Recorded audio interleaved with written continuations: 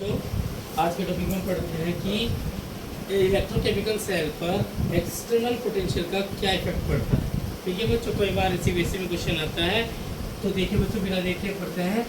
When external EMF is less than 1.1 volt, क्योंकि बच्चों हम जानते हैं कि इलेक्ट्रोकेमिकल सेल का जो सेल पोटेंशियल होता है वो 1.10 वोल्ट होता है। अगर एक्सटर्नल सेल पोटेंशियल जो है वो 1.1 से कम हो जाए तो बच्चों तीन कंडीशंस हैं। जो इलेक्ट्रॉन्स होंगे वो जिंक से कॉपर की तरफ फ्लो करेंगे। तो flow of electrons from zinc to copper, देखिए यहाँ पर देखिए जिंक से कॉपर की तरफ इलेक्ट्रॉन फ्लो कर रहे हैं, और जिस तरफ इलेक्ट्रॉन फ्लो करते हैं उसको अपोजिट साइड इलेक्ट्रिसिटी फ्लो करती है। तो सेकंड पॉइंट क्या बनेगा? Flow of electric current copper to zinc. ठीक है बच्चों, इस केस में क्या होगा? जिंक का ऑक्सीडेशन होगा, कॉपर का रिडक्शन होगा। तो जिंक जो मेटल है वो उसके सॉल्यूशन में डिसॉल्व होगी, जबकि कॉपर जो आयन है वो उस पर डिपॉजिट हो जाएंगे कॉपर रोड पर। तो zinc dissolve at anode and Cu deposit at cathode. तीन कंडीशन बनेगी बच्चों। ठीक है, when external EMF is greater than 1.1।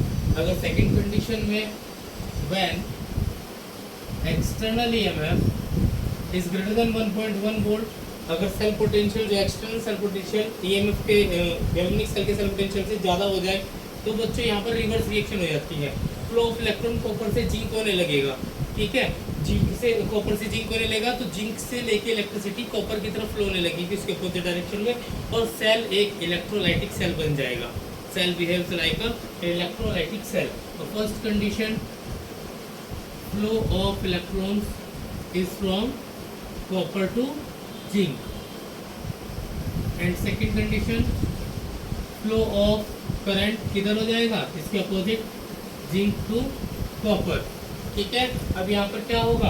Copper metal पर कॉपर आयन डिपॉजिट होने लगेंगे, और जिंक की मेटल पर जिंक आयन डिपॉजिट होने लगेंगे, और कॉपर मेटल पर कॉपर जो है वो डिपॉजिट होने लगेगा। ठीक है, तो थर्ड कंडीशन जो होगी, copper dissolves at copper electrode and zinc deposit at zinc electrode. ठीक है बच्चों, तो दो कंडीशन।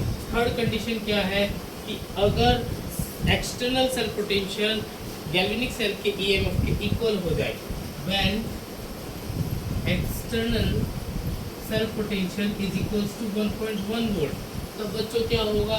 तब हमारे सेल में कोई इलेक्ट्रिसिटी फ्लो नहीं होगी, फ्लो ऑफ इलेक्ट्रॉन नहीं होगा, और रिएक्शन नहीं होगी।